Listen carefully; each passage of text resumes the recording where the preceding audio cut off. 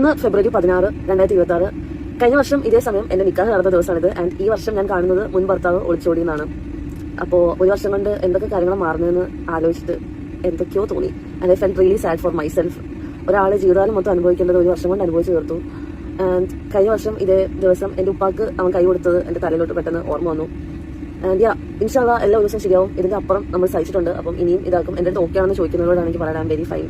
Because ഇതിന്റെ അപ്പുറം ഞാൻ സഹിച്ചിട്ടുണ്ട്. അപ്പൊ ഇതൊന്നും എനിക്ക് ഒന്നും അല്ലെന്നല്ല, വിഷമമുണ്ട്. ബിക്കോസ് എന്റെ കൂട്ടുകാരിയായിരുന്നു, അവൾക്കെല്ലാം അറിയായിരുന്നു. അപ്പം ആരും ആ ലോകത്ത് വിശ്വസിക്കാന്ന് തോന്നിപ്പോയി. ഒത്തിരി വിശ്വസിച്ച് തന്റെ കൂടെ കൂട്ടിയ സ്വന്തം കൂട്ടുകാരി തന്നെ തന്റെ ഭർത്താവിന്റെ കൂടെ ഒളിച്ചോടിപ്പോയി എന്ന വാർത്തയാണ് ഇപ്പോൾ സമൂഹ മാധ്യമങ്ങളിൽ പങ്കുവച്ചിരിക്കുകയാണ് ഫാസ്മിന. ഏതാനും മാസങ്ങൾക്ക് മുമ്പാണ് ലല്ലൂബിയുടെയും ഫാസ്മയുടെയും വിവാഹം. വിവാഹം കഴിഞ്ഞ് കുറച്ചു ദിവസങ്ങൾ കഴിഞ്ഞപ്പോൾ തന്നെ ഇവർ തമ്മിൽ പ്രശ്നങ്ങളും തുടങ്ങി.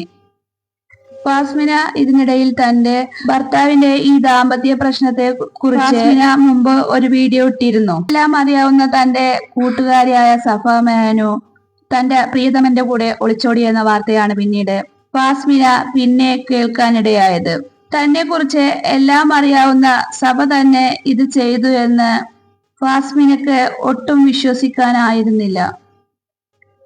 മരണപ്പെട്ട റിഫ മെഹനുവിന്റെ ഭർത്താവായ മെഹനുവിന്റെ രണ്ടാം ഭാര്യയാണ് സഫ മെഹനു. പ്രായമുള്ള കുഞ്ഞിനെയും കൊണ്ടാണ് സഫ പോയത്.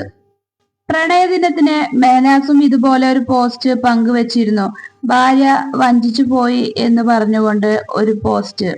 സോഷ്യൽ മീഡിയയിലൂടെ കാണിക്കുന്നതല്ല സ്വന്തം ജീവിതമെന്ന് തെളിയിച്ചു കൊണ്ടിരിക്കുകയാണ് ഓരോ ദമ്പതികളും. ജീവിതം സോഷ്യൽ മീഡിയ അല്ല എന്ന് മനസ്സിലാക്കുക.